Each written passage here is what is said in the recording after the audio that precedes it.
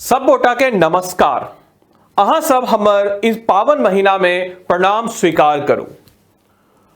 तो दोस्तों, जैसा कि आप सबको पता है कि अभी तो बीपीएससी आपका हो रहा है, लेकिन बहुत सारे ऐसे प्रत्याशी होंगे जो प्रत्याशी 70वीं बीपीएससी की तैयारी कर रहे होंगे। तो उन सब के मन में एक आ रहा होगा, सर कैसे प्रिपरेशन करें, आखिर क्या हमारी स्ट्रेटजी होने वाली है।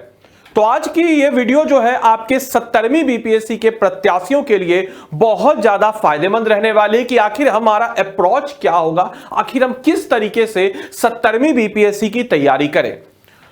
तो चलिए दोस्तों, करते हैं आज का जो हमारे इस वीडियो का एजेंडा होने वाला है। जैसा कि ऑलरेडी आपको पता है कि 70वीं बीपीएससी के लिए आपकी स्ट्रेटजी कैसी होनी चाहिए, क्या पढ़ें और क्या ना पढ़ें, और किसको कितना पढ़ें और किसको कितना छोड़ें।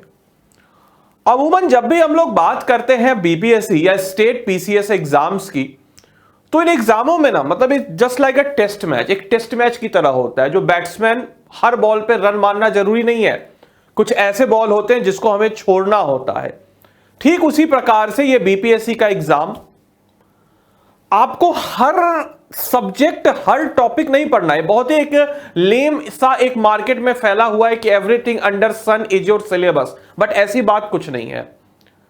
आपको क्या पढ़ना है उससे कई ज्यादा महत्वपूर्ण हो जाता है कि आपको कितना, कौन सा टॉपिक पढ़ना है और किस सब्जेक्ट को आप, कौन सा पोर्शन को आप स्किप भी कर सकते हैं या ऊपर ऊपर से ले जा सकते हैं अपने आप को।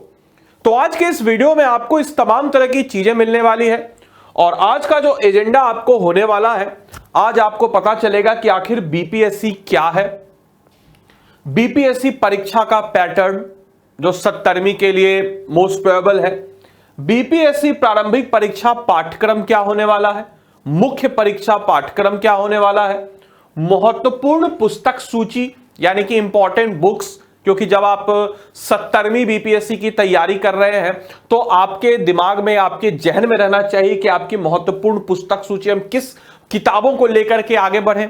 क्योंकि मार्केट में बहुत सारे रिसोर्स आज के डेट में, जब हम लोग बात करते हैं, जब से डिजिटलाइजेशन खासकर आ गया है, तो हम देखते हैं कि बहुत सारे हमारे पास सोर्स है। इन सोर्सेज में कौन सा ऐसा सोर्स है जो हमारे लिए बहुत महत्वपूर्ण है और कौन सा ऐसा सोर्स है जिसको हम मतलब कि अपने साथ कैरी फॉरवर्ड करें, उसके ऊपर भी चर्चा होना बहुत जरूरी है। तो आज के इस वीडियो में आपको इस पर भी चर्चा मिलेगी। इसके अलावा गत वर्षों के जो प्रश्न पत्र विश्लेषण, क्या प्रीवियस ईयर ट्रेंड एनालिसिस रहा है, क्या कट ऑफ रही है, किस हिसाब से हम तैयारी को एक नियोजित तरीके से, एक योजनाबद्ध तरीके से आगे बढ़ सकते हैं, उस पर भी हम लोग चर्चा करेंगे। और तैयारी करने के लिए आखिर क्या रणनीति होगी, इस पर भी हम लोग चर्चा करेंगे। तो मेरा नाम आप सबको पता है, आदित्य वैभव, बीपीएससी उत्कर्ष की तरफ से आपका स्वागत करता हूं और इन तमाम तरह के प्रोस्पेक्टिव को हम लोग इस वीडियो में देखने वाले हैं। तो इस वीडियो को आप सारे के सारे लोग अंत तक जरूर से जरूर सारे के सारे लोग देखें। कहा जाता है ना कि a goal without a strategy is just a wish, यानी कि कोई लक्ष्य आप बिना किसी योजना के अगर तैयार करते हैं तो महज एक आपकी एक ख्वाहिश होती है। तो ठीक उसी प्रकार से बीपीएससी जैसे रेपुटेटेड एग्जाम, जो कि बिहार का सबसे बड़ा एग्जाम है, सिविल सर्विस एग्जाम, इस एग्जाम की क्या रणनीति होगी यह जानना आपको बहुत जरूरी। लेकिन उससे पहले यह जानना जरूरी है कि आखिर बीपीएससी क्या है और बीपीएससी हम क्यों करें। दो सवाल। पहला तो बीपीएससी क्या है, ये तो बहुत ही एक कॉमन सा प्रश्न है कि एक आयोग है जो कि आपके लोक सेवा आयोग राज्य स्तर पे बिहार के, जो कि आपके कंबाइंड सिविल सर्विस एग्जाम जो है उसको कंडक्ट कराती है। लेकिन बीपीएससी क्यों, वाई बीपीएससी, वाई, अपने आप से पूछिए। अमूमन जो मेरा अनुभव रहा है इस एग्जाम को लेकर के और जितने बच्चों से मैंने बातचीत किया है, मुझे मतलब कि कुछ ऐसे बच्चे भी नजर आए, कुछ ही बताते हैं, जिनका मकसद होता है कि हम बीपीएस एग्जाम इसलिए करना चाहते हैं क्योंकि हमारे अंदर एक भोकाली हो। दूसरे कैटेगरी ये भी है कि हम बीपीएस एग्जाम इसलिए करना चाहते हैं क्योंकि हमें मतलब कि वही ठुकरा के अपना प्यार इंतकाम तो देखेगी वाली बात करनी है। कुछ ऐसे भी बच्चे हैं जो बोलते हैं कि हमें बीपीएस इसलिए करना है क्योंकि जो मतलब कि हमारे रिश्तेदार हैं उनको एक करारा जवाब देना है। हाँ ठीक है, मोटिवेशन के लिए ठीक है, किसी तरह आपको पुश मिल आगे आने के लिए, लेकिन लॉन्ग टर्म के लिए यह आपका मोटिव नहीं हो सकता है कि बीपीएससी हमें क्यों करना है। शॉर्ट टर्म के लिए ठीक है, आपने तैयारी शुरू कर दी, बिल्कुल सही है, एक आपके अंदर स्पार्क हुआ और उस स्पार्क के कारण कहीं ठेस पहुंची जीवन में, आपने तैयारी शुरू कर दी, आई एग्री विथ इट। लेकिन जब आप लंबे समय तक इस तैयारी में जाते हैं, क्योंकि ये ऐसा नहीं है कि आप 1 महीने तैयारी किए या 6 महीने तैयारी किए और आपका सिलेक्शन हो जाएगा। इट इज मतलब कि हार्डली, मतलब कि नियर टू इम्पॉसिबल है, मतलब कि इम्पॉसिबल के आसपास है कि आप 1 महीने में या 6 महीने में तैयारी कर लें। बहुत ही मतलब कि समझिए कि बिना बिल्कुल शुरू करते गए। तो एक योजनाबद्ध तरीके से हमें इसमें जाना जरूरी है और एक लॉन्ग टर्म मोटिवेशन के लिए हमें यह जानना जरूरी है कि हम इस बीपीएससी एग्जाम को क्यों करना चाहते हैं। तो बीपीएससी एग्जाम को क्यों करना चाहते हैं, इसका जवाब आपको बिहार से मिलेगा, क्योंकि हम बिहार की मिट्टी से हैं। एक चीज आपके दिमाग में होनी चाहिए, बिहार वो मिट्टी है जिसने बहुत सारे सूरवीरों को जन्म दिया।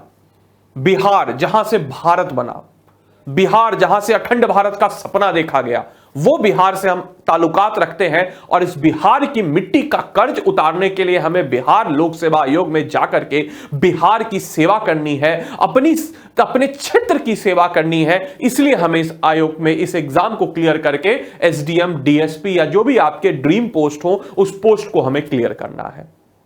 इसलिए नहीं कि भोकाली करना, है शॉर्ट टर्म के लिए सही है। तो आई होप कि आपके दिमाग में ये चीज क्लियरिटी हो चुकी होगी कि आखिर बीपीएससी एग्जाम जो है हमें क्यों करना है, इसके पीछे का क्या कारण है। मेरे जो व्यूअर्स हैं बहुत सारे अलग अलग क्षेत्रों से होंगे, कोई मिथिला से होगा, कोई तिरहुत से होगा, कोई सीमांचल से होगा, कोई कोसी से होगा, कोई मगध से होगा, कोई भोजपुर से होगा, कोई अंग से होगा। इतना समृद्ध है हमारा बिहार। और बिहार के बाहर वाले जो है वह भी इस वीडियो को देख रहे होंगे, तो आपको गौरवान्वित महसूस करना चाहिए कि आप बिहार जैसे इतने डाइवर्सिफाइड राज्य को रिप्रेजेंट करने जा रहे हैं। तो सबसे पहले यह मोटिव आपके अंदर होना चाहिए कि मुझे बीपीएससी इसलिए करना है क्योंकि मुझे इस राज्य की, इस समृद्ध राज्य की समृद्ध धरोहर की सेवा करने का मौका मिलेगा। तो बीपीएससी क्या है और बीपीएससी क्यों करना चाहिए, इस प्रश्न का उत्तर तो आपको मिल चुका होगा। अब अगला पोर्शन कि सिर्फ हमने मोटिवेशन लिया, हम लोग तैयार हो गए। आजकल तो ऐसी भी ट्रेंड चला है कि हम रील्स देखते हैं और रील्स को देखने के बाद हमें लगता है कि हाँ भाई दिस इज द थिंग, अब हम तैयारी करने बैठ जाते हैं, मार्केट जाते हैं, किताबें ले आते हैं, कुछ यूट्यूब एक आध वीडियो देखा, हो रही तैयारी। और मतलब कि मान के कीजिए कि अगर रात में आपने वो शॉट को देखा है और सुबह तक उस शॉट का जोश खत्म, तो मोटिवेशन जो है आपको अंदर एक स्पार्क ला सकता है, लेकिन तैयारी आपको एक रणनीति के साथ ही करनी चाहिए। और रणनीति आप तभी जानिएगा जब एग्जाम के पैटर्न को जानिए। नहीं कहा जाता गांव में आप सब लोग, ज्यादातर बिहार जो है गांव का राज्य है, इनफैक्ट भारत ही गांव का राज्य है। ज्यादातर लोग ग्रामीण परिवेश से ताल्लुकात रखते होंगे, शहर में भले ही रहते होंगे लेकिन ग्रामीण परिवेश से ज्यादातर लोग का ताल्लुकात रहता होगा। आपने गांव में देखा होगा कि वैद्य वाला सिस्टम अभी भी चलता है। एक अच्छा डॉक्टर या अच्छा वैद्य आपने आसपास देखा होगा, वो आपके नब्ज को पकड़ता है और बता देता है कि आपको कौन सी बीमारी है। ठीक उसी प्रकार से बीपीएससी एग्जाम के लिए जो बीपीएससी का आपका एग्जाम पैटर्न है, इसको जानना जरूरी है। ये आपका नब्ज है। सबसे पहले किसी भी सिविल सर्विस एग्जाम में जो पैटर्न आपका होता है, 3 स्टेज एग्जाम की होती है। पहला प्रीलिम्स होता है। प्रीलिम्स में अमूमन सारे बच्चे फॉर्म फिलअप कर सकते हैं, ऐसे लोग जो एलिजिबल हैं, ग्रेजुएशन है, किसी भी सब्जेक्ट से बीटेक है या किसी भी सब्जेक्ट से अंडर ग्रेजुएट है, वह एलिजिबल होते हैं इस फॉर्म को फिलअप करने के लिए। और इस फॉर्म को फिलअप करने के बाद वो पहला टेस्ट जो है बेसिकली एक फिल्टर का टेस्ट होता है कि एक सीरियस और नॉन सीरियस कैंडिडेट के बीच में। अब आप में से कोई जन बुरा नहीं इस चीज को लेकर के मानेगा कि सर मैं सीरियस था फिर भी मेरा प्रीलिम्स नहीं हुआ, हो सकता है, लेकिन आपने अगर तैयारी की है तो साल 2 साल 3 साल बाद आपका जरूर इस सीधा सिलेक्शन ही होगा और सीधा आप रैंकर बनिएगा। ऐसे बहुत सारे उदाहरण आपको नजर आएंगे। तो पहला प्रीलिम्स स्टेज होता है। प्रीलिम्स के बाद जो दूसरा स्टेज आपको नजर आता है वो होता है मेंस का, यानी कि मुख्य परीक्षा, जो कि आपके मेरिट का निर्धारण करती है। और बीपीएससी में अगर हम लोग बात करते हैं तो 2 जीएस होता है मेंस में, एक एसए होता है, आगे हम लोग चर्चा करेंगे। हिंदी एक क्वालिफाइंग सब्जेक्ट और साथ ही साथ जो ऑप्शनल है वह भी एक क्वालिफाइंग सब्जेक्ट आपको नजर आ जाता है। वहीं प्रीलिम्स की बात हम लोग करते हैं तो प्रीलिम्स में सिर्फ और सिर्फ आपका एक ही पेपर होता है, उस पर भी हम लोग चर्चा करेंगे आखिर क्या है उसका सिलेबस, कौन से पार्टिकुलर टॉपिक से कितने प्रश्न आपके आने वाले, इस तमाम तरह की चीजों पे हम लोग चर्चा करेंगे। अब एक चीज जो आपको पता होनी चाहिए कि आपने जब मेंस एग्जाम में आ गए, अब मेंस एग्जाम के बाद आप सबको पता है कि मेंस एग्जाम में आपने आया, अच्छा स्कोर किया, तो ऊपर के कुछ जो कैंडिडेट्स होते हैं उनको आयोग इनवाइट करता है कि आप आइए पर्सनालिटी टेस्ट के लिए, जिसको हम लोग कहते हैं इंटरव्यू या जिसको हम लोग कहते हैं साक्षात्कार। इसमें आपके क्या होता है कि पर्सनालिटी टेस्ट होता है, 120 नंबर का बीपीएससी में होता है, आगे हम लोग इस पे भी चर्चा करेंगे कितने नंबर का कौन सा पोर्शन होता है, और यहां पे आपके आकर के मेंस और इंटरव्यू इस दोनों के मार्क्स को एड अप करके आपकी एक मेरिट तैयार की जाती है, आपको आपका रैंक मिलता है, और रैंक के हिसाब से जो भी आपने चीजें अपने सिलेक्ट की है, अपने जो भी आपके सीट्स हैं, डीएसपी, अपनी प्रायोरिटी जो भी आपने दी है, उस हिसाब से आपको रैंक मिल जाती है। तो कहने को तो मैंने एक स्लाइड पे पूरी की पूरी जर्नी समझा दी, लेकिन इस जर्नी में बहुत सारे जर्नी हैं, बहुत सारे सब जर्नी है, तो उसी सारे जर्नी को हमें समझना जरूरी है बिल्कुल बारीकी से। तो आइए, अब हमने जब देख लिया कि बीपीएससी एग्जाम का क्या पैटर्न है, आखिर हम किस प्रकार से इस एग्जाम को क्लियर कर सकते हैं, तो एक एक करके सारी चीजों को जानने की हम लोग कोशिश करते हैं, पहले इसका सिलेबस से। क्योंकि जब हम एग्जाम की तैयारी करते हैं तो सबसे पहले हमारे आगे जो एक हर्डल होता है, यानी कि जो हमें मतलब कि एक रोकता है, बहुत सारे हमें मतलब कि स्टूडेंट से ऐसे भी संपर्क हैं जिन्होंने 2 साल 3 साल तैयारी किया, प्रीलिम्स मेंस सब कुछ दिया, और इनका 1 साल या 2 साल से प्रीलिम्स नहीं निकल रहा है। ऐसे भी बहुत सारे आपको आसपास मिल जाएंगे, तो घबराने की बात नहीं है। एक सटीक रणनीति के साथ अगर हम जाएं, जैसे होता है ना, आप सबके पास एक फोन होगा, मेरे पास भी फोन है, आप सबके पास फोन होता है, तो हर एक फोन में अगर हम लोग बात करते हैं तो एप्लीकेशन होते हैं, और उस एप्लीकेशन को आपको टाइम टू टाइम अपडेट करना होता है। ठीक उसी प्रकार से आपको जो एग्जाम का पैटर्न अभी चल रहा है उस हिसाब से अपने आप को अपडेट करना होगा, और यही अब अगर अपडेट करते रहें तो हमें बेस्ट एक्सपीरियंस मिलता है। जैसे ऐप में हमें बेस्ट एक्सपीरियंस मिलता है, ठीक उसी प्रकार से एग्जाम में भी अगर हम अपने आप को ऐसे ही अप टू डेट करते रहें तो हमें बेस्ट एक्सपीरियंस मिलेगा। तो सिलेबस की जब हम लोग बात करते हैं बीपीएससी प्रीलिम्स की, तो 150 नंबर का होता है, उस पे भी हम लोग आगे देखेंगे कौन से सब्जेक्ट से कितना नंबर आता है, उस पे हम लोग देखेंगे। नेगेटिव मार्किंग आपके अभी शुरू कर दी गई, उस पे भी हम लोग चर्चा करेंगे, लेकिन एक ओवरव्यू सिलेबस हम लोग देख लेते हैं। तो सिलेबस की जब हम लोग बात करते हैं बीपीएससी प्रीलिम्स की, करंट अफेयर्स ऑब्वियस सी बात है, सारे एग्जाम्स में आपके करंट अफेयर्स एक अहम भूमिका निभाता है, इसमें भी करंट अफेयर्स एक अहम भूमिका निभाता है। इंडियन पॉलिटी, जिसको हम लोग कहते हैं भारतीय राज्य व्यवस्था, बहुत ही इंपॉर्टेंट आयाम है आपके बीपीएससी एग्जाम का, ना सिर्फ प्रीलिम्स में, मेंस में भी इनफैक्ट एक सेपरेट सेक्शन इसके लिए इंडियन पॉलिटी के लिए दिया गया है। क्योंकि हमारा एक और चीज, हमारा मकसद यह होना चाहिए कि बीपीएससी एग्जाम क्लियर करें, ध्यान रखिएगा इस शब्द को, एग्जाम क्लियर करना, ना कि बीपीएससी प्रीलिम्स क्लियर करना। तो मेरे वीडियो का वही मकसद होने वाला है। तो ऐसे बच्चे जो बीपीएससी एग्जाम क्लियर करना चाहते हैं वो अंत तक इस वीडियो को देखें। कुछ ऐसे बच्चे जो आगे आएंगे और सोचेंगे कि नहीं मुझे सिर्फ बीपीएससी प्रीलिम्स क्लियर करना है, तो मैं बोलूंगा कि ये वीडियो शायद आपके लिए उतनी महत्वपूर्ण नहीं होगी, लेकिन जो बच्चे बीपीएससी एग्जाम क्लियर करना चाहते हैं वो एक एक प्रोस्पेक्टिव को ध्यान से देख करके नोट्स भी तैयार कर ले अपने साथ। जनरल साइंस जो नॉर्मल सा आपका सामान्य विज्ञान होता है, मैथ्स के कुछ 10 क्वेश्चन होते हैं प्रीलिम्स में, उस पर भी हम लोग देखेंगे। ज्यादा मैथ को देख के घबराइए मत, मेरी भी हालत ऐसी होती है मैथ को देख करके, मैथ देखता हूं अरे भाई मैथ थर थर कांपने लगता है, लेकिन नहीं यार, घबराने की बात नहीं है। इंडियन एंड वर्ल्ड ज्योग्राफी, भारतीय और आपका विश्व भूगोल, हिस्ट्री के 3 प्रोस्पेक्टिव आप सबको पता है, एंशिएंट, मिडावल, मॉडर्न, प्राचीन, मध्यकालीन और आधुनिक भारत का इतिहास, भारत का, वर्ल्ड हिस्ट्री नहीं। बिहार स्पेशल बहुत ही इंपॉर्टेंट एक नया सब्जेक्ट जो कि सिर्फ और सिर्फ बीपीएससी और बिहार से जुड़े हुए एग्जाम्स में आता है। बिहार स्पेशल एक बहुत ही क्रूशियल रोल अदा करता है आपके, ना सिर्फ प्रीलिम्स में, मेंस में भी, इंटरव्यू में भी जबरदस्त रोल ये अदा करेगा। इकोनॉमिक्स और एनवायरनमेंट यानी कि पर्यावरण, तो ये सब भी आपके एक सब्जेक्ट्स हैं जो सब्जेक्ट आपके बीपीएससी प्रीलिम्स में पूछे जाते हैं। अब थोड़ा सा और इसका एक विश्लेषण हम लोग करते हैं, जरा हम लोग एक ओवरऑल आइडिया लेते हैं कि आखिर कौन से मतलब कि एक टॉपिक से एक एवरेज कितने प्रश्न आपके पूछे जाते हैं। यह जो आप मेरे पीछे देख रहे होंगे, ये सब्जेक्ट है और सब्जेक्ट का मैंने बताया है कि मार्किंग की कितने नंबर आपके ऑन एन एवरेज आ रहे हैं। ये जो है आपको एक्यूरेट नहीं नजर आएगा, ये जो है मैंने एक मार्किंग आपको बताया। मार्किंग कहने का मतलब ये हुआ कि पिछले जो 10 एग्जाम्स बीपीएससी ने कंडक्ट कराए हैं सिविल सर्विस एग्जाम्स, उसको रखते हुए मजेदार मैंने एक एग्रीगेट यानी कि एक एवरेज आपको दिया है। तो जैसे 30 है तो इसमें आप +5 -5 कर सकते हैं अपने अपने, जैसे 8 है तो इसमें आप +2 -2 कर सकते हैं, तो उस हिसाब से। तो सबसे पहले हम लोग अगर बात करते हैं history of India and Indian national movement, बहुत ही एक क्रूशियल सब्जेक्ट भारतीय इतिहास। और भारतीय इतिहास में से हम लोग अगर बात करते हैं तो 30 क्वेश्चन आपको यहां से देखने को नजर आते हैं। 30 क्वेश्चन की भी हम लोग अगर बात करते हैं यहां पे, तो यहां आपके 3 सेक्शन में डिवाइड है, एंशिएंट, मिडावल और मॉडर्न।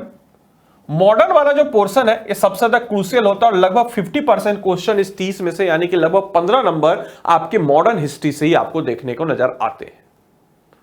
बाकी एंशिएंट हिस्ट्री जो है, प्राचीन भारत जो है, प्राचीन भारत का इतिहास, वो बिहार के इतिहास के इर्द गिर्द ही घूमता है। क्योंकि आप देखिएगा प्राचीन भारत के जितने भी साम्राज्य हैं, चाहे जो सबसे 16 महाजनपद में मगध सबसे स्ट्रांग साम्राज्य बन के उभरता है, कोई भी राजा आप देख लीजिए, बिंदुसार, जितने भी राजा आप देख लीजिए, नंद, मगध, जितने भी आप राजा देख के बारे में जानेंगे तो आप पाएंगे कि उनका जो सेंटर रहा है, चाहे गुप्त हो, जो आपके भारतीय इतिहास का स्वर्णिम काल रहा है, वो कहीं ना कहीं आपको एंशिएंट हिस्ट्री प्राचीन भारत में देखने को नजर आया है।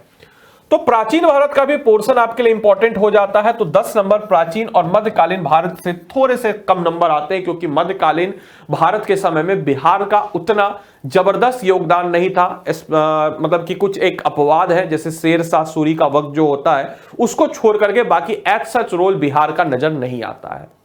तो इसीलिए जैसा बिहार, क्योंकि बिहार का एग्जाम है, तो उस हिसाब से आपके ये पोर्शन मैंने आपको बताया। ज्योग्राफी की बात हम लोग करते हैं तो ज्योग्राफी का पोर्शन जो है ठीक ठाक आ रहा है। मतलब मैं ये नहीं बोलूंगा कि ज्योग्राफी का कम आ रहा है, ठीक ठाक पोर्शन आ रहा है, बेसिक सा क्वेश्चन रहता है। कैटेगरी भी मैं साथ ही साथ डाल रहा हूं कि इजी कैटेगरी का क्वेश्चन रहता है। मतलब ये नहीं कि आपको मतलब ज्योग्राफी का क्वेश्चन को सॉल्व करने के लिए आपने अगर किताब पढ़ लिया एक बार आपने अपना सिलेबस कंप्लीट कर लिया है तो आपको ज्यादा दिक्कत नहीं होगी, आप आसानी से कर लेंगे सॉल्व, इसमें कोई दो राय नहीं है। तो किताब को अगर आपने कवर अप कर लिया तो कोई बेसिक जो क्वेश्चन होते हैं ज्योग्राफी के, जैसे कि बेसिक क्वेश्चन कहने का मतलब कि आपने अपना एक फाउंडेशन अगर कंप्लीट एक बार कर लिया है, Indian geography, world geography, physical geography, human geography का, तो आप आसानी से इस 8 में से अच्छा स्कोर कर सकते हैं। इन्वायरमेंट को भी मैं ज्योग्राफी में इंक्लूड कर सकते हैं, लेकिन इसका मैंने एक अलग पोर्शन बनाया है, क्योंकि इन्वायरमेंट से भी डायरेक्ट क्वेश्चन हो जाते हैं और मुख्यतः आपके जो करंट में क्वेश्चन है, जैसे आपसे पूछ सकता है कि इन्वायरमेंट से ब्लू फ्लैग सर्टिफिकेट वाला क्वेश्चन पूछ लेता है बीपीएससी, कभी आपसे रामसर साइट से क्वेश्चन पूछ लेता है, कभी आपसे कोई नेशनल पार्क से क्वेश्चन पूछ लेता है, राष्ट्रीय उद्यान से, कोई वाइल्ड लाइफ सेंचुरी है वहां से आपके प्रश्न पूछ लेता है। तो ये जो है इजी पोर्शन रहता है अगर आप करंट से अप टू डेट है, और थोड़ा सा ज्योग्राफी का इन्वायरमेंट वाला जो पोर्शन है उसको आपने अगर अच्छे से पढ़ लिया, नेशनल पार्क या फिर जो आजकल जो चीजें चल रही है इन्वायरमेंट से रिलेटेड, करंट रिलेटेड इश्यूज, तो आप आसानी से इसमें 2 नंबर आता है, आसानी से आप इसमें स्कोर कर सकते हैं। अगला जो पोर्शन है हमारा साइंस का 30 नंबर रहता है, अच्छा खासा पोर्शन, हिस्ट्री के तरह ही अच्छा खासा प्रश्न भी रहता है। और साइंस में भी आपके 3 सेक्शन होते हैं, फिजिक्स, केमिस्ट्री और बायोलॉजी। तो बायोलॉजी वाला जो पोर्शन है वहां से आपके थोड़े ज्यादा क्वेश्चन रहते हैं as compare to physics and chemistry, और फिजिक्स से दूसरे नंबर पे। और फिजिक्स में जो आपका यूनिट एंड डायमेंशन या इन्वेंशन, जिन्होंने आविष्कार किया, आविष्कारक, ये वाला पोर्शन जो है हॉट फेवरेट क्वेश्चन रहता है, पोर्शन रहता है बीपीएससी का, और बीपीएससी यहां से उठा करके प्रश्न आपसे पूछ लेगा। और केमिस्ट्री को आप मतलब कि केमिस्ट्री से भी रहते हैं, और खासकर केमिस्ट्री का जो पोर्शन रहता है बड़ा हार्ड रहता है। पिछले 2-3 सालों में ट्रेंड में थोड़ा सा बदलाव आया और केमिस्ट्री से भी अच्छे खासे क्वेश्चन जो है आपके, जैसे एक क्वेश्चन मुझे याद आ रहा है, बेंजीन का कुछ पूछा था कि भाई कितना उसमें बॉन्ड वॉन्ड बनता है। तो ऐसे डिफिकल्ट क्वेश्चन जो है आपके पूछ लिए जाते हैं साइंस के केमिस्ट्री पोर्शन से। बट ओवरऑल अगर हम लोग बात करते हैं तो साइंस में अगर आपने किताबों को, अपने कॉन्सेप्ट को, फाउंडेशन को क्लियर कर लिया है और एमसीक्यू प्रैक्टिस अगर आप कर रहे हैं तो इसमें आपको ज्यादा दिक्कत नहीं आनी चाहिए। पॉलिटी 10 नंबर का रहता है मोटा मोटी। इसमें मतलब कि एक और चीज मैं बता देता हूं, इसमें +3 और -2 कर सकते हैं आप, इसमें इतना क्वेश्चन आपको रहेगा ही रहेगा। और पॉलिटी का क्वेश्चन डायरेक्ट क्वेश्चन रहता है प्रीलिम्स में, बट मेंस में ये बहुत ही इंपॉर्टेंट क्रूशियल रोल अदा करता है। ये प्रीलिम्स का मैं बता रहा हूं, ये जो है आपका प्रीलिम्स का है, इसको ध्यान रखिएगा, प्रीलिम्स का है एमसीक्यूज। अब जो पॉलिटी का जो 10 क्वेश्चन रहता है ना, इसमें डायरेक्ट क्वेश्चन रहते हैं। डायरेक्ट क्वेश्चन कहने का मतलब कि आपसे पूछ लेगा कि जैसे पंचायती से पूछ लेगा कि एक क्वेश्चन मुझे याद आ रहा है अभी, कि पंचायती से पूछ लेगा कि भाई बताओ पंचायती में कितने फंक्शंस हैं और कौन से आर्टिकल में आते हैं। ऐसे क्वेश्चन पूछ लेते हैं जो डायरेक्ट क्वेश्चन होते हैं। अगर आपने किसी चीज को पढ़ा है और ऑप्शंस आपके सामने हैं, और एमसीक्यू की सबसे अच्छी खास बात यही होती है कि आपके आंखों के सामने सही आंसर रहता है, तो वो क्लिक करेगा, आप आसानी से आंसर को क्लिक कर दीजिएगा।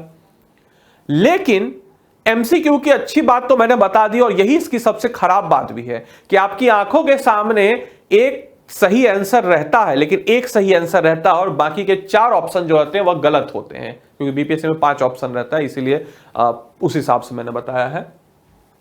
इकोनॉमी का पोर्शन जो है वो थोड़ा सा डिफिकल्ट रहता है। डिफिकल्ट क्यों रहता है? क्योंकि फैक्ट्स इसमें आपके ज्यादा रहते हैं। फैक्ट्स मतलब कि जैसे डेटा, मुझे क्वेश्चन याद आ रहा है जिसका ऑप्शन मुझे आ रहा है, ऐसा कुछ था 7.17, 7.16, 7.15, 7.14, ऐसे ऑप्शंस रहते हैं। मतलब बिल्कुल एक माइन्यूट डेसिमल्स में ऑप्शन आपके दे देते हैं, जो कि इन प्रश्नों को डिफिकल्ट बनाते हैं। डिफिकल्ट ये नहीं कि आपके हार्ड कोर इकोनॉमिक्स से क्वेश्चन पूछ रहा है, डिफिकल्ट इसीलिए क्योंकि डेटा से क्वेश्चन पूछता है, और स्टैटिक डेटा जो होता है, डेटा को रटना थोड़ा डिफिकल्ट हो जाता है एज कंपेयर टू फैक्ट्स को समझना, एज कंपेयर टू किसी कॉन्सेप्ट को समझना। आप जब डेटा को रटेंगे ना, थोड़ी डिफिकल्ट हो जाती है, इसलिए मैंने इसका लेवल जो है थोड़ा डिफिकल्ट रखा है। बिहार स्पेशल वापस से एक बड़ी मछली, वापस से एक बहुत ही बड़ा पोर्शन, और बिहार स्पेशल का जो पोर्शन है इसको हम मॉडरेट कह सकते हैं, क्योंकि बिहार स्पेशल को अगर आपने एक बार फाउंडेशन अपनी कंप्लीट कर ली बिहार स्पेशल की, तो आप आसानी से 20 क्वेश्चन कर लेंगे सॉल्व। लेकिन जो बचे हुए 10 क्वेश्चन है ना, वो थोड़े से बहुत मतलब डिफिकल्ट लेवल के हो जाते हैं। डिफिकल्ट में भी इसमें जो बचे हुए 5 क्वेश्चन है ना, 5 तो आप थोड़ा दिमाग लगा के कर लीजिएगा, और बचे हुए जो 4-5 क्वेश्चन है ना, वो ऐसे out of the box question आ जाते हैं। जैसे पिछली बार एक क्वेश्चन आया था अब बतख मियां वाला, याद होगा आप लोगों को, गांधी जी को किसने बचा, इस टाइप के क्वेश्चन। कभी आपके क्वेश्चन आ जाता है बिहार स्पेशल से कि फ्लोटिंग सोलर पावर प्लांट सबको याद था दरभंगा में, लेकिन दरभंगा में कहां पे। तो इस टाइप के ऑप्शंस को मुश्किल बना दिया जाता है। क्वेश्चन आसान रहते हैं, डायरेक्ट क्वेश्चन रहते हैं, लेकिन ऑप्शंस मुश्किल बना दिया जाता है। तो बिहार स्पेशल में ये हम देख सकते हैं ट्रेंड जो है, तो इसीलिए मैंने इसको मॉडरेट कैटेगरी में आपके डाला है। वही करंट अफेयर्स की हम लोग बात करते हैं, तो करंट अफेयर्स आपके एग्जाम के समय बहुत सारे मैगजीन्स आ जाते हैं मार्केट में, और करंट अफेयर्स के बारे में क्या ही आपको बताना कि उत्कर्ष क्लासेस में आप हैं तो करंट अफेयर्स की मतलब समझिए कि आप गौरव सर की क्लास तो करते ही होंगे, इतना तो मैं अनुमान लगा सकता हूं आप लोगों से। तो करंट अफेयर्स तो भाई इसीलिए इसको मॉडरेट लेवल थोड़ा सा मतलब कीजिए, और लास्ट में वार्षिकांक जो आती है, ईयरली बुक्स आती है, उसको एक बार देख जाइए, एमसीक्यूज की प्रैक्टिस कर लीजिए, आपका काम हो जाएगा। मैथ्स का 10 क्वेश्चन जो है ये फिक्स रहता है, और ऐसा नहीं कि बहुत हार्डकोर मैथ्स रहता है। अगर आपने प्रीवियस ईयर क्वेश्चन मैथ्स के कर लिए हैं, वही सेम चीज आपकी रिपीट पे रिपीट रहता है, मतलब एग्जैक्ट क्वेश्चन रिपीट नहीं रहता है, लेकिन जो पैटर्न है, जो क्वेश्चन जैसे परसेंट है, रेशियो है, ये सब वाला पोर्शन आपके आ जाता है। वहीं दूसरी तरफ हम लोग बात अगर करते हैं गवर्नमेंट स्कीम्स की, तो गवर्नमेंट स्कीम से आपके तकरीबन अगर मैं देखा जाए, ये आजकल थोड़ा ज्यादा आ रहा है कि भाई इस गवर्नमेंट स्कीम से कितने क्वेश्चन आ रहे हैं, या फिर मान के चलिए आपसे आ जाएगा कि इस गवर्नमेंट स्कीम के तहत बिहार सरकार कितने पैसे दे रही है। तो ये थोड़ा सा मॉडरेट लेवल, इसमें से एक आध को 2 क्वेश्चन तो आसान रहते हैं, 2-3 क्वेश्चन, लेकिन 2 क्वेश्चन आपके मुश्किल एकदम फैक्ट वाला डेटा वाला पूछ लेता है, जो कि इस वाले पोर्शन को थोड़ा सा मुश्किल बना देते हैं। तो ये तो प्रीलिम्स का था, आपको एक आइडिया पता चल गया कि आखिर आपको किस हिसाब से अप्रोच करना है, कैसे जाना है। अब जरा एक बार नजर हम लोग डाल देते हैं कि बीपीएससी ने जो वैकेंसीज पिछले 5 या 6 एग्जाम्स में आपके डाली है, उसका रेशियो क्या है। तो अगर हम लोग बात करते हैं स्टार्टिंग फ्रॉम 63rd से ही करते हैं, 63वीं बीपीएससी 355 वैकेंसी थी, ठीक। 64वीं बीपीएससी 1465 वैकेंसी थी, बहुत ज्यादा, इसको कहा जाता है ड्रीम वैकेंसी। मेरे बहुत सारे सीनियर जानने वाले इस वैकेंसी में गए, इनफैक्ट मुझे भी मौका मिला था इस एग्जाम्स में इंटरव्यू तक जाने का, बट मतलब कहा जाए अनफॉर्चुनेटली, बट कोई नहीं, जैसे मतलब कि ऑब्वियस सी बात है 65वीं बीपीएससी 423, मतलब अच्छे खासे यहां पे आपके स्कोर क्लियर हो रहे हैं, मतलब देख सकते हैं वैकेंसीज। 66वीं बीपीएससी 691, 67वीं बीपीएससी 802 वैकेंसीज, 68वीं बीपीएससी 324, 69वीं कंबाइंड बीपीएससी जो अभी आपकी होने वाली है 346 वैकेंसीज। तो हम देख सकते हैं, अगर हम लोग एक ट्रेंड की बात करते हैं तो ओवरऑल हम लोग अगर बात करते हैं तो 450 ऑन एन एवरेज वैकेंसी आपको एक एवरेज में देखने को नजर आ जाएगी, इतनी वैकेंसीज, ठीक है। और ये जो है कंबाइंड वाली ये आपके बढ़ सकती है, और इनफैक्ट बढ़ भी रही है, धीरे धीरे नए सीट्स ऑन ऐड भी हो रहे हैं, तो इसको देख करके आपको नहीं घबराना है। तो ये वैकेंसीज को अगर आप देखेंगे तो ऑन एन एवरेज अगर हम लोग बात करते हैं तो मिनिमम अगर हम लोग देखते हैं तो मिनिमम हमें नजर आता है 324 और मैक्सिमम 14, तो मोटा मोटी समझिए कि आपको 400 वैकेंसीज मिलेगी ही मिलेगी। इतनी वैकेंसीज के आसपास आपको मिल जाती है, 400 450 के आसपास वैकेंसी आपको मिलनी ही मिलनी है, तो इसको लेकर के आपको नहीं घबराना है। इसके बाद हम लोग अगर बात करते हैं एक डेटा को लेके कि आखिर कितने बच्चों ने प्रीलिम्स दिया, कितने बच्चों का क्वालिफिकेशन, मतलब हम लोग वैकेंसी देख लिया, कितने बच्चों ने प्रीलिम्स भरा था, कितने बच्चों को आपके मेंस तक का हम कह सकते हैं कि भाई आया कॉल, या कितने बच्चों ने प्रीलिम्स के कट ऑफ को क्लियर किया, फिर उस मेंस में से कितने बच्चों को इंटरव्यू का कॉल आया। तो उस डेटा को एक बार देख लेते हैं तो थोड़ा सा और हमारे अंदर क्लैरिटी हो जाएगी कि आखिर जो हमारा अप्रोच है वो अप्रोच किस डायरेक्शन में होना चाहिए।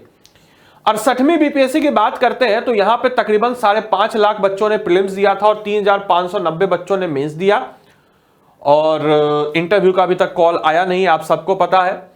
और 67वीं बीपीएससी के वहीं हम लोग बात करते हैं तो लगभग 5,14,000 बच्चों ने 11,607 मेंस, इसका भी इंटरव्यू का अभी तक रिजल्ट आया नहीं, इसलिए इस डेटा को यहां पे आपके नहीं मैंने लिखा है। 66वीं बीपीएससी की बात करते हैं 4,80,000, लगभग 5,00,000, 11,128 और 1,828 बच्चों का इंटरव्यू का कॉल।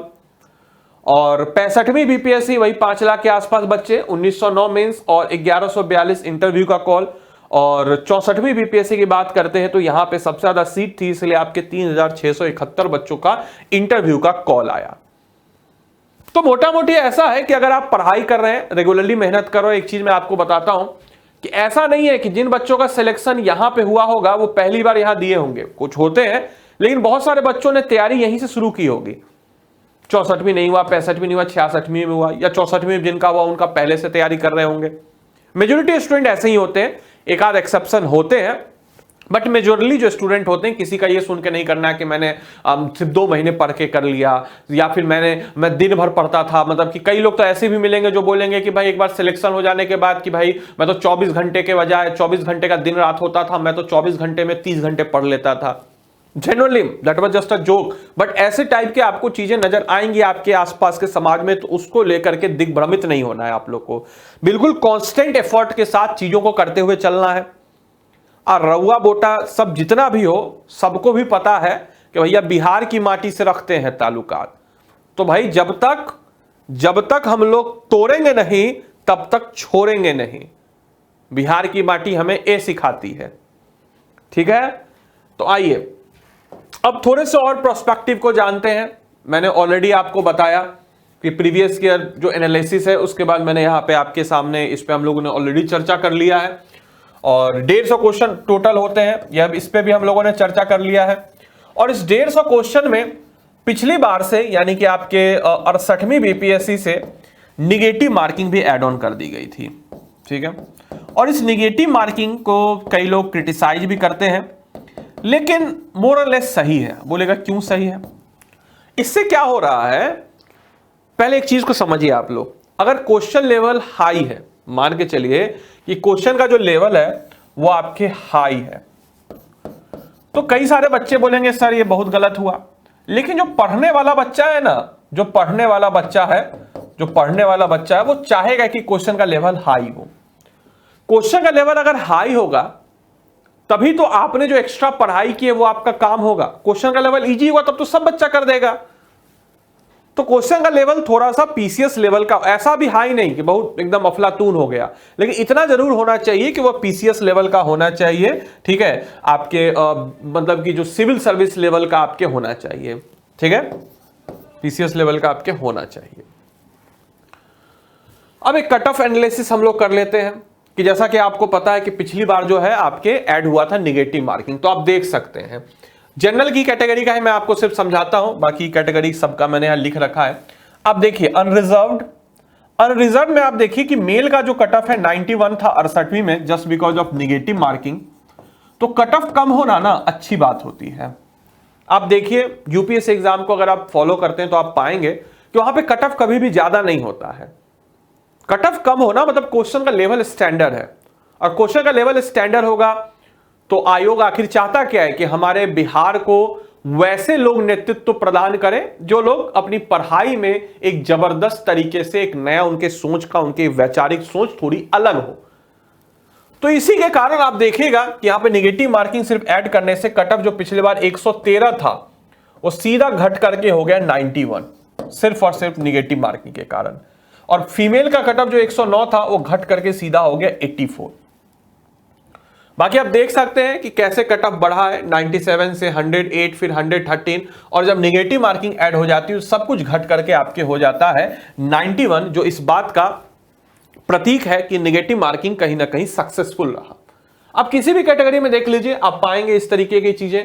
देखिए 94, 104, 109, 87.75।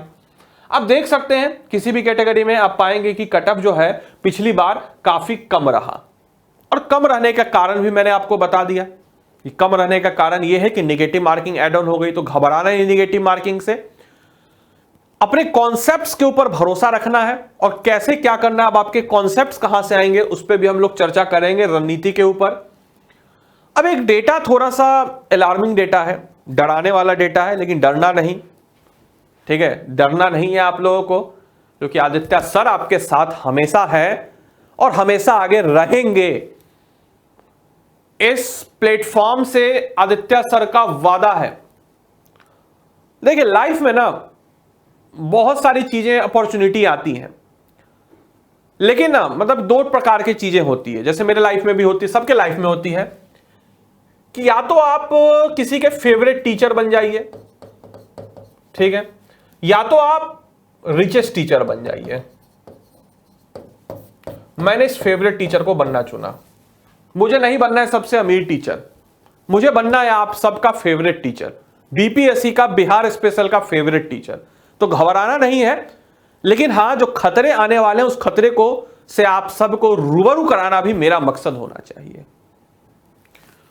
तो अगर आप देखेंगे कि बीपीएससी एग्जाम में क्वालिफाइड और नॉन क्वालिफाइड कैंडिडेट का रेशियो, तो आप पाएंगे कि महज जितने बच्चे फॉर्म भर रहे हैं 5-5.5 लाख, और सीट कितनी है, तो महज आपके इतना % रेशियो आपको नजर आएगा in terms of success rate. लेकिन घबराना नहीं है। घबराना इसलिए नहीं है कि आप पाएंगे कि भले ही यहां पे जो डेटा है ना 5.5 लाख, हम देख के घबरा जाते हैं कि अरे यार 5.5 लाख बच्चा फॉर्म भर रहा है, 5.5 लाख बच्चा से हमारा कंपटीशन है, कैसे होगा सर, क्या बताइए, बड़ा गंभीर समस्या है। नहीं, महज मैं बताता हूं, महज मेंस तो 3590 का हुआ, और इसमें इनको 2 कर दीजिए, इंटू 2 कर दीजिए, मतलब मोटा मोटी मान के चलिए कि 7,000 हो जाएगा, इधर 10,000 3 कर दीजिए मोटा मोटी। सिर्फ 10,000 बच्चों से आपका एक रियल कंपटीशन है, सिर्फ 10,000 बच्चों से, जो बच्चे सीरियसली पढ़ाई करें। अब इसी वीडियो में देखिए, आप लोग इस वीडियो को देख रहे हैं, लेकिन देखिएगा कि कितने आपको खुद रियलाइज हो जाएगा कि आप लोग एक कॉन्शियस बच्चे हैं, इसलिए आप इस वीडियो को देख लें। कितने बच्चे इस वीडियो को देखेंगे आपको ही पता है। तो इस चीज को आपको ध्यान रखना है कि आपकी लड़ाई इनसे नहीं है, आपकी लड़ाई इनसे है। और इस चीज को लेकर के कभी भी डाउन फील नहीं करना है कि सर सक्सेस रेट इतना कम है। कई सारे बच्चे आपको ऐसे मिलेंगे, आप सब तैयारी करते हैं, इतना तो आप सबको पता होगा, आपके घर के आसपास जो तैयारी करने वाले, जिनको कुछ खास मतलब नहीं है, बस फॉर्म आया तो फॉर्म भर दिए, चलो एग्जाम देने चल लेते हैं, ठीक है। तो इसलिए इन सब चीजों को लेकर के कभी भी नहीं घबराना है कि सर सक्सेस रेट इतना कम है। अब आप सब की एक मतलब कहा जाता है, कोई भी जो एस्पिरेंट होता है, आप सब लोग एस्पिरेंट हैं, परीक्षार्थी हैं, बीपीएससी एग्जाम क्लियर करना चाहते हैं, तो आप सबके जीवन में कुछ इस प्रकार के फेज आ जाएंगे। बिगनियर, जैसे आप अगर इस वीडियो को अभी आप देख रहे हैं तो आप बिगनियर हैं, ठीक। बिगनियर नहीं मैं कहूंगा, आप इस वीडियो को यहां तक देख लिए मतलब कि आप यहां पे आ चुके हैं, लर्नर हो चुके हैं। बिगनियर नहीं, बिगनियर तो ऐसे हो गए जिनको कुछ भी नहीं पता। आप अगर इस वीडियो को यहां तक देख रहे हैं, इस मुकाम तक इतने देर से देख रहे हैं, मतलब कि आप लर्नर हैं। और लर्नर है क्योंकि आपने एक डिसीजन लिया कि भैया मुझे प्रिपेयर करना है, मुझे बिहार लोक सेवा आयोग एग्जाम क्लियर करके अपने माटी की सेवा करनी है, मुझे मिथिला का, भोजपुर का, अंग का, तिरहुत का, सीमांचल का, कोसी का, संपूर्ण बिहार का नाम रोशन करना है, अपने गांव का, अपने जिला का, अपने ब्लॉक का, अपने पंचायत का नाम रोशन करना है। तो आप यहां तक आ चुके हैं। अब आपने यहां पे जब लर्नर आप हो गए, आपने क्या किया कि क्वेश्चंस और नोट्स को बनाना शुरू किया। आप मेरी बातों को, एक एक बातों को ध्यान से रख रहे हैं। अब इस वीडियो के इस मुकाम तक आते आते आप एक सीरियस एस्पिरेंट की तरफ बढ़ रहे हैं, अभी हुए नहीं है, क्योंकि हमारी बहुत सारी वीडियो आपके इसमें यही हुई है चैनल पे। तो सारे वीडियो को अगर आप देख लेंगे या फिर आप अपने चीजों को पढ़ना शुरू कर दिए कॉन्क्रीट तरीके से, तब आप सीरियस एस्पिरेंट कहलाएं। अब जब आपने किसी चीज को, फाउंडेशन को पढ़ा, अब पढ़ने के बाद आपने उसको रिवाइज किया, वापस से आपने उसको क्या किया, रिवाइज किया। अब जब आप रिवाइज किए तब आप तैयार हो गए एग्जाम को क्लियर करने के लिए, एग्जाम को अप्रोच करने के लिए। और जब आपने एग्जाम को अप्रोच करने के लिए तैयार हो गए और फिर आपने टेस्ट, मॉक टेस्ट, ऐसे तमाम तरह की चीजें आपने लगानी शुरू कर दी, और वो दिन दूर नहीं होगा कि जब आप सिलेक्शन तो छोड़िए, सीधा का सीधा आप रैंकर हो जाएंगे। रैंकर की बात मैं कर रहा हूं, मैं ये नहीं बोल रहा हूं कि बीपीएससी एग्जाम क्लियर करना, रैंकर की बात मैं कर रहा हूं। अब स्ट्रैटेजी, रणनीति, एक बहुत ही क्रूशियल पॉइंट इस वीडियो का। जब भी हम लोग बात करते हैं एग्जाम में या कोई भी एग्जाम की, तो उस एग्जाम की एक हमारी रणनीति होनी चाहिए। क्योंकि स्टार्टिंग में मैंने बोला था कि बिना योजना के कोई लक्ष्य, वो लक्ष्य नहीं होता, महज एक आपकी इच्छा होती है, जो पूरी हो तो भी ठीक है, ना पूरी हो तो भी ठीक है, और ज्यादातर केस में पूरी नहीं ही होती है। A goal without a vision, a goal without a strategy is just a wish. तो विश नहीं है, हमें इस एग्जाम को क्लियर करना है, तो हमारी क्या स्ट्रेटजी होगी, हमारी क्या रणनीति होगी, आइए जरा उस पर भी हम लोग गौर करते हैं। सबसे पहले जो हमारी स्ट्रेटजी होनी चाहिए, मैंने इस स्ट्रेटजी को 3 स्टेजेस में डिवाइड किया है। सबसे पहला जो स्टेज है, हमें यह समझना कि एग्जाम का क्या डिमांड है, what is the demand of exam, exam चाहता क्या है हमसे। तो एग्जाम क्या चाहता है, इसका थोड़ा बहुत आइडिया तो आपको हो चुका होगा, बाकी बचा खुचा आइडिया आपको आगे मिलने को, देखने को मिलेगा कि डिमांड ऑफ एग्जाम क्या है। तो डिमांड ऑफ एग्जाम, फिर उसके बाद एग्जाम का पैटर्न क्या है, जिसमें प्रीलिम्स के पैटर्न को तो हमने समझा, आगे हम लोग मेंस और इंटरव्यू के पैटर्न को भी समझेंगे। वेटेज एनालिसिस, इसको तो हमने कर दिया, अभी जस्ट हमने क्या कि कौन से सब्जेक्ट से कितना पोर्शन आता है, weightage analysis. Level of question को भी हमने कर दिया, ये सारा काम तो मैंने ही कर दिया यार पहला स्टेज तो आपका क्लियर, पहला स्टेज आपका क्लियर कि क्या आपका वेटेज है, वेटेज एनालिसिस, यानी कि कौन से सब्जेक्ट से, कौन से टॉपिक से कितना क्वेश्चन आता है। लेवल ऑफ क्वेश्चन क्या होगा, मॉडरेट होगा, इजी होगा, हार्ड होगा, ये सब तो मैंने ही आपको करके दे दिया। आखिर इसीलिए तो हम लोग हैं शिक्षक लोग, कि आपको बताएं कि भाई सही रास्ते पे लेके जाएं। सोशल मीडिया के दौर पे आजकल बहुत सारी चीजें आपको मिल जाएंगी, लेकिन उधर नहीं जाना है, जो सही रास्ता है उसकी तरफ जाना है।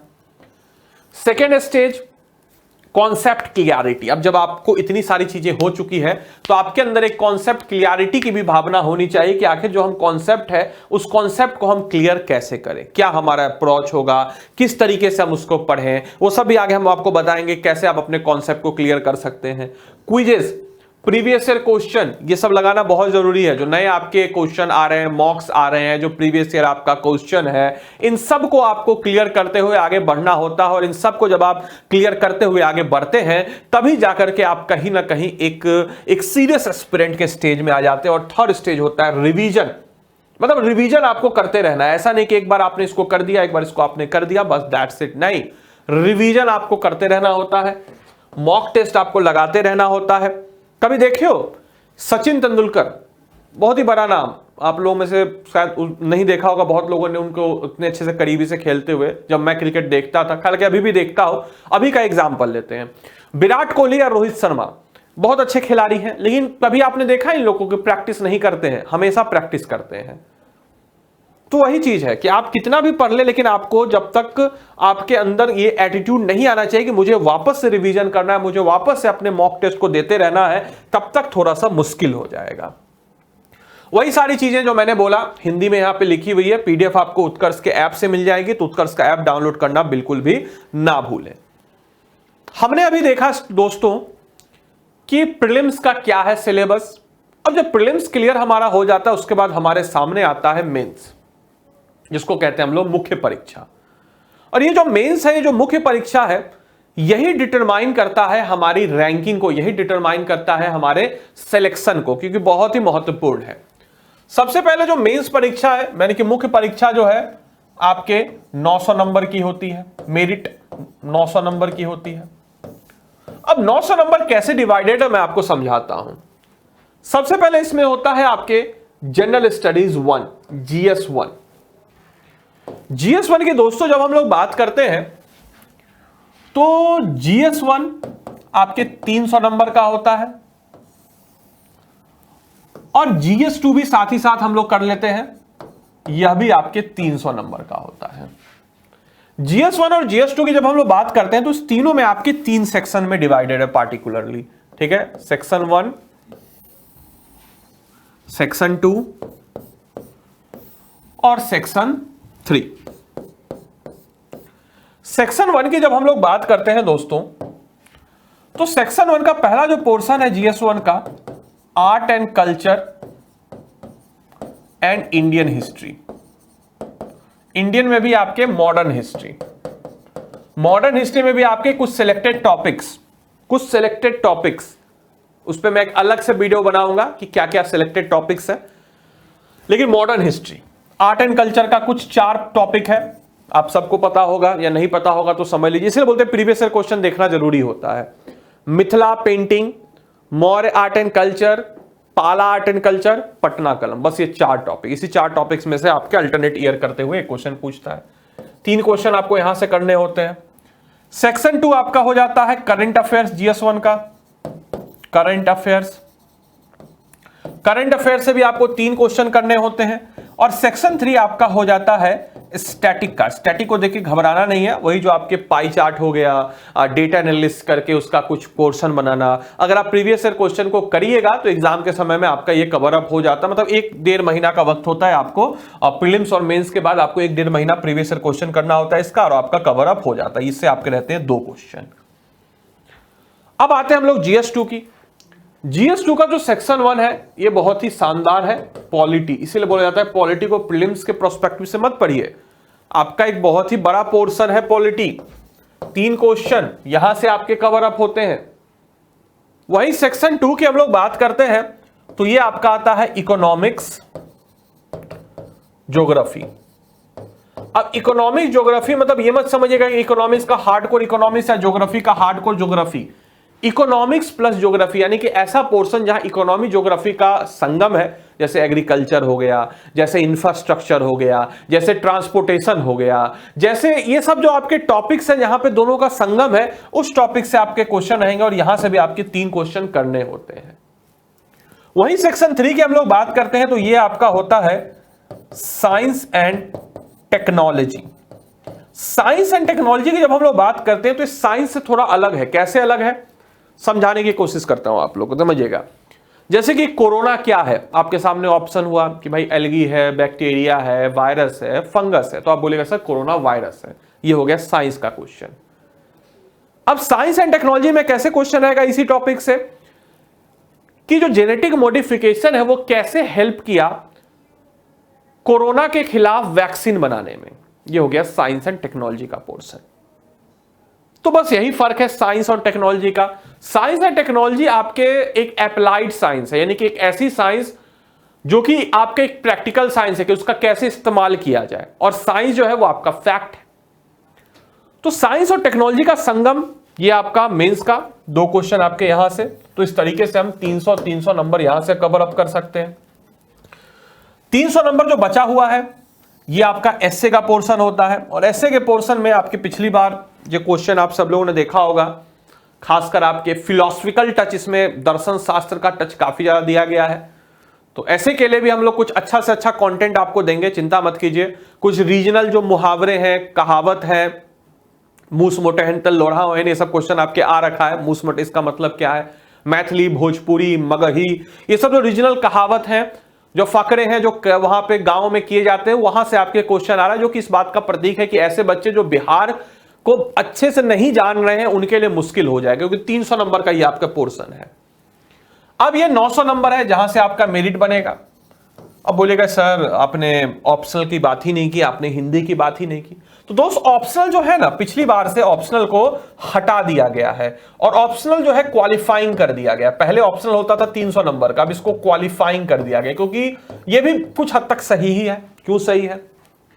होता क्या था दोस्तों आयोग में कि जैसे कोई लेटर सपोज कि आपका ऑप्शनल हिस्ट्री है, एक बच्चा है उसका ऑप्शनल हिस्ट्री है और एक बच्चा है उसका ऑप्शनल मैथ्स है। मैं किसी को डिस्क्रिमिनेट नहीं कर रहा, बट समझाने की कोशिश कर रहा कि आयोग ने ऐसा कदम क्यों उठाया। तो किसी का हिस्ट्री है और आपने हिस्ट्री को बहुत ही अच्छे से पढ़ा और किसी ने मैथ्स को बहुत ही अच्छे से पढ़ा।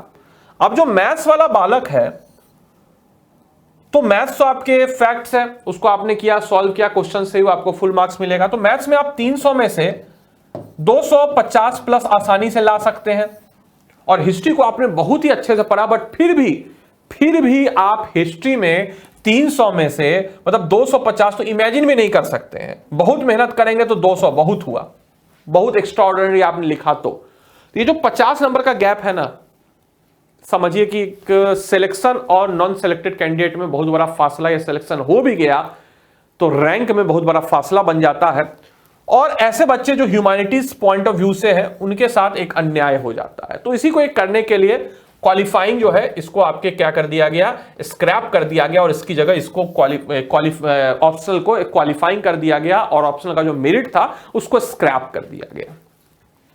जनरल हिंदी तो पहले से ही है, यह भी आपके क्वालिफाइंग नेचर का होता है। एसे, ग्रामर, सिंथेसिस में बस क्वालिफाइंग है, आपको क्वालिफाई करना, जस्ट पास होना है, उससे ज्यादा कुछ नहीं। इसके मार्क्स आपके नहीं जुड़ते हैं। ये जो 900 मार्क्स है इससे आपका मेरिट बनता है और आपका इंटरव्यू का कॉल होता है और 120 मार्क्स का आपका इंटरव्यू होता है और 1120 मार्क्स से आपका लास्ट में दोनों का मर्ज करके आपका मेरिट लिस्ट जो है वह आपके तैयार होता है। अब आइए हम लोग बात करते हैं अगले प्रोस्पेक्टिव पे, जो कि एक स्ट्रेटजी। क्या होगी हमारी स्ट्रेटजी, किस तरीके से हम रणनीति को लेकर के चले, आखिर हमारा क्या प्रोस्पेक्टिव होगा, क्या आयाम होगा इस रणनीति का। तो सबसे पहले हम लोग अगर बात करते हैं तो सब्जेक्ट के मेरिट वाइज आप सबने देखा और उसको मैंने 3 कैटेगरी में बांटा है, ग्रुप ए, ग्रुप बी और group C. Group A category की अगर हम लोग बात करते हैं तो ग्रुप ए कैटेगरी में मैंने जो सब्जेक्ट को डाला है वह है आपका history, current affair, general science और बिहार जीके, क्योंकि ये चारों के चारों सब्जेक्ट जो है आपके मोटा मोटी 100 से 120 के बीच में आपके कैरी कर देते हैं। और वहीं ग्रुप बी में आपके ज्योग्राफी, पॉलिटी, मैथ्स जो कि आपके 10 के आसपास, मतलब मोटा मोटी समझिए कि 20 से 30 नंबर ये आपके कैरी करते हैं। इकोनॉमिक्स, मिसेलेनियस एंड अदर्स ये आपके 10 क्वेश्चन के आसपास कैरी करते हैं, प्लस माइनस इसमें आप लोग कर लीजिएगा 5 और -5। तो इसीलिए मैंने इसको इस तरीके से कैटेगराइज किया है। ग्रुप ए history, current affairs, general science, Bihar GK. सबसे पहले हम लोग अगर बात करते हैं हिस्ट्री की,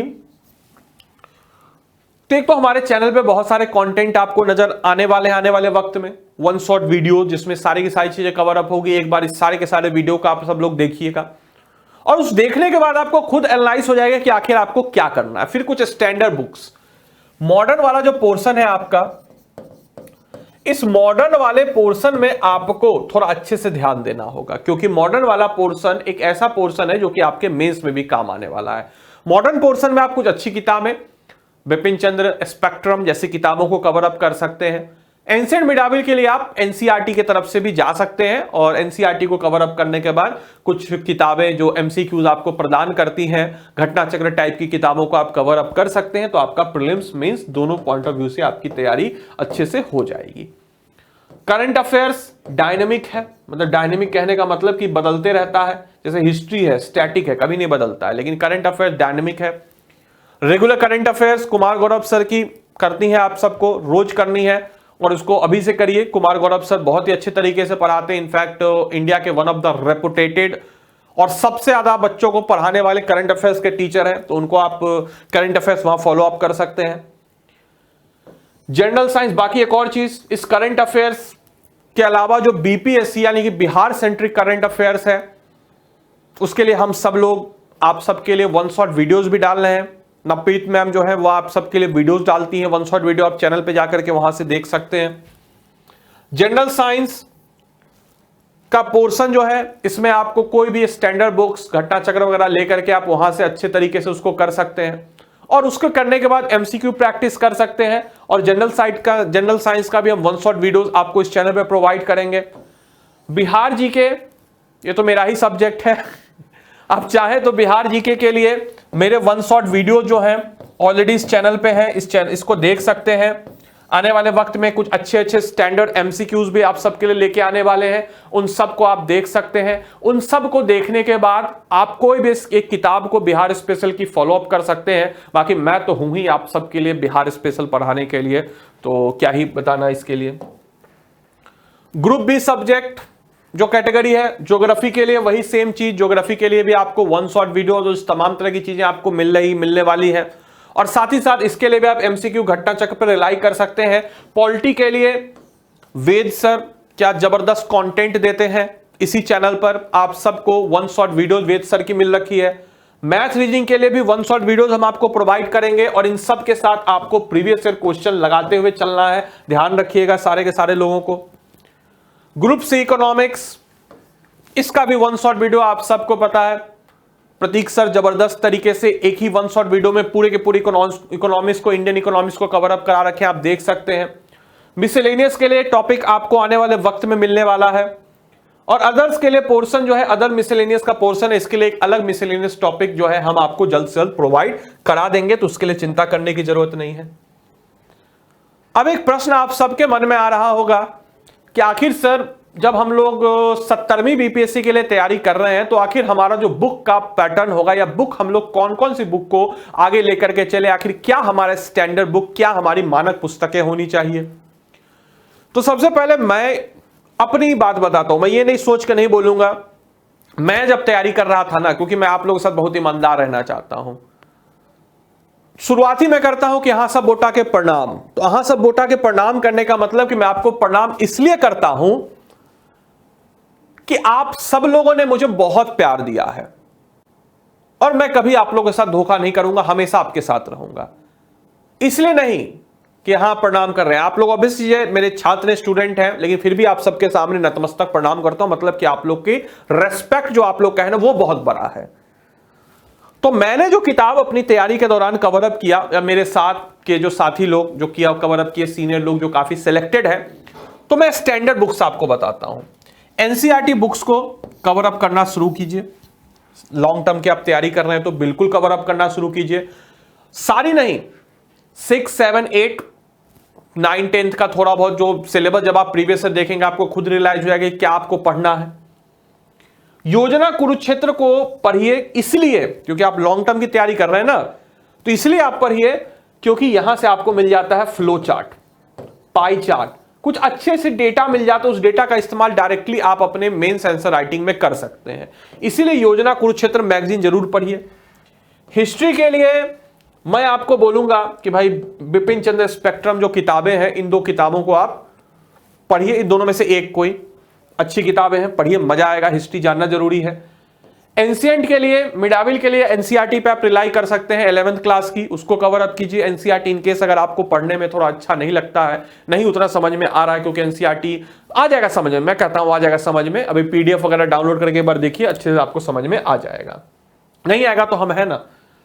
इंडियन इकोनॉमी के लिए एक ही नाम काफी है, रमेश सिंह सर की किताब आप एक बार पढ़ लेंगे, खासकर उसका एग्रीकल्चर वाला पोर्शन, ट्रांसपोर्टेशन, पॉपुलेशन, ये सब वाला जो पोर्शन है, ह्यूमन ज्योग्राफी, जो ज्योग्राफी सेंट्रिक पोर्शन है, तो आपका बहुत कुछ क्लियर हो जाएगा। आर्ट एंड कल्चर के लिए नितिन सिंघानिया सर की किताब पूरी नहीं लेनी है, इसका selected portion, mod art and culture, Patna कला, मिथिला पेंटिंग, जो बिहार से सिलेक्टेड है, मंजूसा पेंटिंग, ये सब पोर्शन आप पढ़ सकते हैं, तो वहां से आपका हो जाएगा, पीडीएफ वगैरह मिल जाती है। ज्योग्राफी के लिए जो स्टेट पीसीएस, इसके लिए आप खुल्लर सर की किताब पढ़ सकते हैं। इसके अलावा आप ज्योग्राफी की एनसीईआरटी तो बेस्ट है, वहां से आप कवर अप कर सकते हैं। इंडियन पॉलिटी के लिए पूरी दुनिया जानती है मैं कौन होता हूं, लक्ष्मीकांत सर, इनकी किताब आप पढ़ सकते हैं, नया एडिशन में भी आ रखा है। तो इन सारी किताबों का पढ़ के अपने लिए एक बेसिक तैयार कर सकते हैं। इसके अलावा बिहार स्पेशल के लिए आप सबको पता है कि मैं आपको वन शॉट वीडियो भी देता हूं, बाकी कोई भी किताब आप मार्केट से ले सकते हैं बिहार स्पेशल की। ऐसी कोई किताब नहीं है, क्योंकि हर किताब में कुछ पॉजिटिव है कुछ निगेटिव है, निगेटिव नहीं कहूंगा, कुछ खामियां, क्योंकि परफेक्ट कोई नहीं होता। तो इसीलिए बिहार स्पेशल एक सब्जेक्ट नहीं है, बिहार स्पेशल एक टॉपिक है, तो इसीलिए आपको उसमें बहुत ज्यादा डाइवर्सिफाइड नजर आ सकता है। तो जो वन शॉट वीडियोस आपको दे रहे हैं उसको देखिए, और कोई भी एक किताब को आप फॉलो अप कर लीजिए, क्राउन, केबीसी ने कोई भी एक किताब, इम्तियाज सर किताब, कोई भी आप एक किताब को फॉलो अप कर सकते हैं। अब आइए हम लोग बात करते हैं कि बीपीएससी प्रिपरेशन जर्नी, यानी कि बीपीएससी की जब प्रिपरेशन जर्नी होती है तो पहले स्टेज में क्या होता है, पहले स्टेज में हम क्या करते हैं।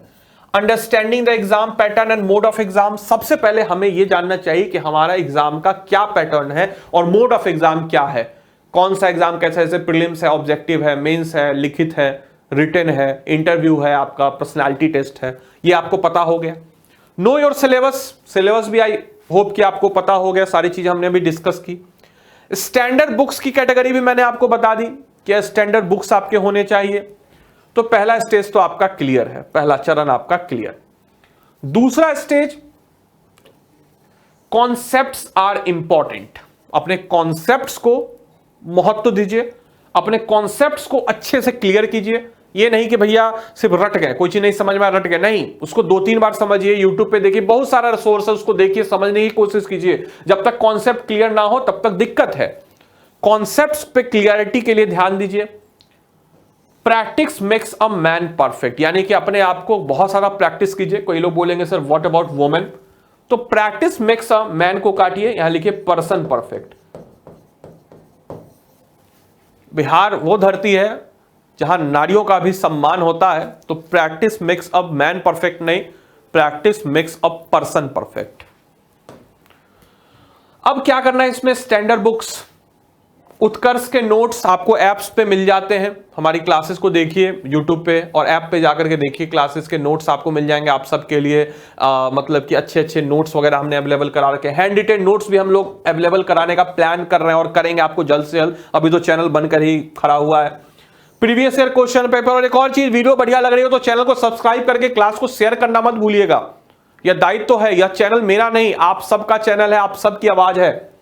टेस्ट सीरीज लगाना, ये सब चीज आपको करने आना चाहिए और करते रहना चाहिए। और थर्ड स्टेज, रिवीजन, बार बार रिवाइज कीजिए, जो चीजें आपने पढ़ी है उसको रिवाइज कीजिए।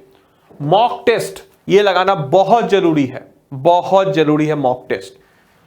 तो इस तरीके से हम एक प्रिपरेशन को एक अलग आयाम पे ले जाते हैं। इसके अलावा कुछ पॉइंट्स जो आपको दिमाग में रखने हैं हमेशा। पहला पॉइंट, नो बीपीएससी सिलेबस। आप सबने अपने बीपीएससी सिलेबस को जान लिया है, इसको हमेशा अपने दिमाग में रखना है और सिलेबस के इर्द गिर्द ही चीजों को लेकर के चलना है। उत्कर्ष बीपीएससी सेशन को कोई भी मिस नहीं करना है। जो उत्कर्ष बीपीएससी चैनल पे बीपीएससी से सेंट्रिक बहुत ही अच्छे अच्छे वेल रिसर्च सेंटर जो आपके सेशंस होते हैं, इन सारे के सारे सेशंस को देखना है। मेक शॉर्ट नोट, एक छोटे छोटे नोट्स आपको बनाते हुए चलने हैं। आंसर राइटिंग प्रैक्टिस, ऐसा नहीं कि मतलब शुरू कर दिए मॉक लगाना आंसर राइटिंग का, नहीं, लेकिन जैसे कोई टॉपिक पढ़ा, जैसे एग्जांपल के तौर पर मैंने आपको पढ़ाया कि जैसे मैंने अभी कुछ दिन पहले एक वीडियो दिया था, उसमें मैंने आपको पढ़ाया था सॉइल्स ऑफ बिहार, या मैंने आपको कुछ दिन पहले नेचुरल वेजिटेशन ऑफ बिहार या रिवर्स ऑफ बिहार। तो आपने क्या करना है कि भाई रिवर्स ऑफ बिहार को कुछ एक क्वेश्चन देख लिया कि इंटरलिंकिंग प्रोग्राम है, एक साइंस एंड टेक्नोलॉजी का प्रीवियस क्वेश्चन मुझे याद है, वो टॉपिक मैंने पढ़ाया था इंटरलिंकिंग ऑफ रिवर। तो उस पॉइंट्स को हम वहां से देख लेते हैं और उसका एक आंसर राइटिंग प्रीवियस क्वेश्चन के हिसाब से लिख लेते हैं प्रॉपर तरीके से। मेक प्रॉपर टाइम टेबल, एक आपका टाइम टेबल होना चाहिए पढ़ने का। उस टाइम टेबल को फॉलो कीजिए, चाहे दिन हो या रात हो, बरसात हो, घर में कोई भी आपका फंक्शन हो, फैमिली हो, कुछ भी हो, आपको इसको फॉलो अप करना है। चूज राइट ऑप्शनल सब्जेक्ट, क्योंकि ऑप्शनल सब्जेक्ट जो है आपके एग्जाम के लिए यहां पे नंबर तो देगा नहीं लेकिन क्वालिफाइंग है। एक तो चुनना ही आपको। तो ऐसे ऑप्शनल सब्जेक्ट को चुनिए जो कि आपके ऊपर ज्यादा बर्डन नहीं डाले, कुछ एक्स्ट्रा ना पढ़ना पड़े, जैसे हिस्ट्री है, ज्योग्राफी है, जो आप तैयारी के दौरान ही कवर अप कर रहे हैं, तो वैसे ऑप्शनल को चुनिए जो आपको एक्स्ट्रा ना पढ़ना पड़े। ग्रेजुएशन जिस सब्जेक्ट में आपको इंटरेस्ट है तो उस हिसाब से आप कर सकते हैं। अब हम लोग बात करते हैं कॉमन प्रिपरेशन डाउट्स जो आप सबके मन में आते हैं। Which reference book you should study, मैंने आपको बता दिया इस प्रश्न का उत्तर, ये सब आपके मन में प्रश्न आया होगा तो इसका जवाब आपको मिल गया। When to solve previous year question, previous year question को सॉल्व नहीं पहले देख लीजिए, इसका जवाब ये होगा पहले एक बार देखिए, एटलीस्ट आपको आइडिया होगा कि आपको क्या पढ़ना है, किस तरीके से पढ़ना है।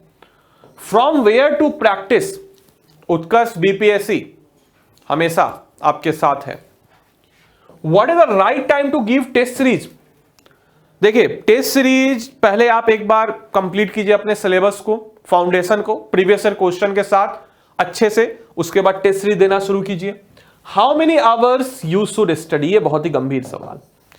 कई लोग हैं बोलते हैं कि सर, खासकर टॉपर्स लोग ऐसे माहौल बना दिए हैं कि भैया हम तो 24 घंटे में से 30 घंटे ही पढ़ते थे, लेकिन मैं आपको जेन्युइनली बता रहा हूं, अगर आप कंसिस्टेंसी से, निरंतरता से आप सब लोग अगर 4 से 6 घंटे रेगुलर पढ़ रहे हैं ना, रेगुलर डेज में और एग्जाम के समय में, ये आपका 6 से 8 घंटा, that is more than sufficient, clear हो जाएगा।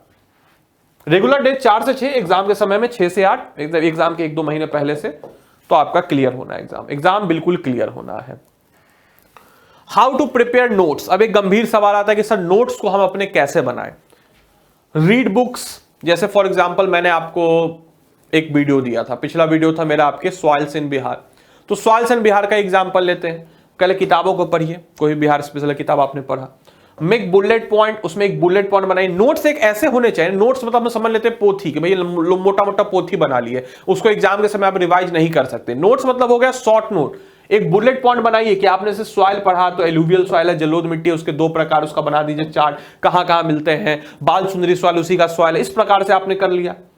शॉर्ट सेंटेंसेज, छोटे छोटे सेंटेंस का इस्तेमाल कीजिए, एक स्मार्ट अप्रोच बता रहे हैं। Keep revising your BPSC notes, BPSC notes को अपने रिवाइज करते रहिए जो आपने तैयार किए हैं। मेक फ्लो चार्ट बनाने की कोशिश कीजिए, मेंस में आपके एग्जाम आएगा। जैसे मैंने एग्जांपल दिया, एलुवियल सॉइल मैंने पढ़ाया, उसका 2 है आपके, बांगर और खादर। अब इसको आपने तैयार किया, अब जैसे मान के चलिए कि जो पुरानी मिट्टी है बांगर, इसका बिहार में एक प्रकार है बाल सुंदरी में यहां पे लिख लीजिए फ्रूट्स वेजिटेबल, ये लाइम वगैरह, इसमें चूना वगैरह की मात्रा ज्यादा होती है। तो इस प्रकार के फ्लो चार्ट अगर आप बनाना सीख लेते हैं तो आपके मेंस में भी आपको काफी ज्यादा फायदेमंद रहेगा, क्योंकि मेंस में क्या है, आपको समझाना है सामने वाला को कि आपको आता है, और किसी को आप लिख लिख करके समझाइए और एक फ्लो चार्ट बना के समझा दिए, समझ जाएगा इस बच्चे को आता है और आपको अच्छे नंबर दे देगा। तो इसकी प्रैक्टिस आप लोग जरूर कीजिए। और फ्लो चार्ट के लिए मैंने आपको बताया योजना कुरुक्षेत्र जैसे मैगजीन में जो करंट इश्यूज हैं उससे काफी अच्छे रिलेटेड आपके फ्लो चार्ट बन जाते हैं, मिल जाते हैं आपको।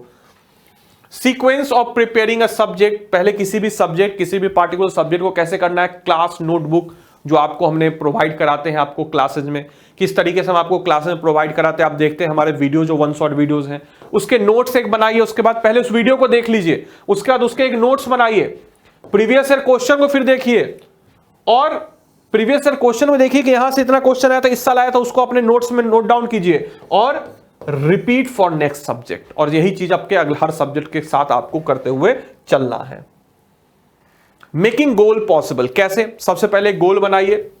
गोल के बाद जैसे आप ट्राई कीजिए, जैसे आज मुझे पढ़ना है बिहार स्पेशल, या आज मुझे पढ़ना है पॉलिटी का पंचायत, पॉलिटी का पढ़ना है आपको। अब उसका गोल कीजिए, पॉलिटी पढ़ना है पहले, आज बोले कि आज मुझे पढ़ना है पॉलिटी पहले सेशन में, और सब गोल क्या हो गया, पंचायत।